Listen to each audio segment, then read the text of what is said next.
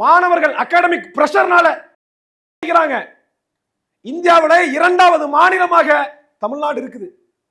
மாணவர்கள் கல்வி அழுத்தத்தால மாணவர்கள் தற்கொலை செய்து கொள்ளும் மாநிலங்கள்ல தமிழ்நாடு 2வது இடத்துல இருக்கு அப்படின்னு நாம் தமிழர் கட்சியோட கடையநல்லூர் வேட்பாளர் அபுபக்கர் சொல்லியிருந்தார். இதுக்கு யூடர்ன் தரப்புல இருந்து மறுப்பு தெரிவிச்சு விளக்கமும் கொடுத்தாச்சு. இதையடுத்து இந்தியா டுடே 2024 வெளியிட்ட ஒரு செய்தியை மேற்கோள் காட்டி திரும்பவும் பொய்ய பரப்பியிருக்காரு. அவர் மேற்கோள் காட்டிய செய்தியில NCRB வெளியிட்ட 2022ஆம் ஆண்டோட டேட்டா தான் குறிப்பிடப்பட்டிருந்துச்சு. அதுல 1416 மாணவர்கள் தமிழ்நாட்டுல தற்கொலை பண்ணிட்டாங்கன்னு சொல்லப்பட்டிருக்கு. ஆனா அது அந்த வருஷத்துல பல காரணங்களால தற்கொலை பண்ணிக்கிட்ட மொத்த மாணவர்களோட எண்ணிக்கை. அவங்க எல்லாருமே கல்வி அழுத்தத்தினால தற்கொலை பண்ணிக்கிட்டவங்க இல்ல.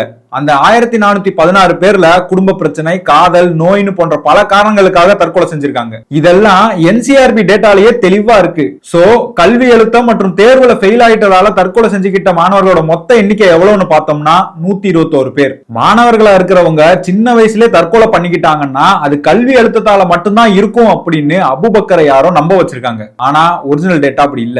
சோ தேர்வுல ஃபெயில் ஆனதுனால தற்கொலை செஞ்சுக்கிட்டவங்களை வச்சு பார்த்தோம்னா மகாராஷ்டிரா, மத்திய பிரதேஷ், ஜார்க்கண்ட் ஆகிய மாநிலங்கள் தான் 378, 277, 174 என்ற எண்ணிக்கைகளுடன் முதல் 3 இடத்துல இருக்காங்க. மேலும் தமிழ்நாடு மற்றும் ஆந்திரா ஒரே எண்ணிக்கையோடு 7வது இடத்துல இருக்காங்க. அதே போல 2023ல தேர்வு காரணமா சூசைட் பண்ணிக்கிட்ட மாணவர்களோட எண்ணிக்கை 121ல இருந்து 104 குறைஞ்சிருக்கு. அதே மாதிரி 2022ல மாணவர்கள் தேர்வு காரணமா சூசைட் பண்றதுல 7வது இடத்துல இருந்த தமிழ்நாடு 2023ல 8வது இடத்துக்கு போயிருக்கு. 2023லயும் முதல் 3 இடங்கள்ல மகாராஷ்டிரா, மத்திய பிரதேஷ், ஜார்க்கண்ட் ஆகிய மாநிலங்கள் தான் இருக்கு. ஆக டேட்டா இப்படி இருக்க அபுபக்கருக்கு மட்டும் புதுசா ஒரு டேட்டா கிடைச்சிருக்கு. அந்த டேட்டாவை வச்சு பொய்க்கு மேல பொய்ய அடிக்கிட்டு இருக்காரு. ஆக NCRBயோட டேட்டாவே இப்படிதான் இருக்கு.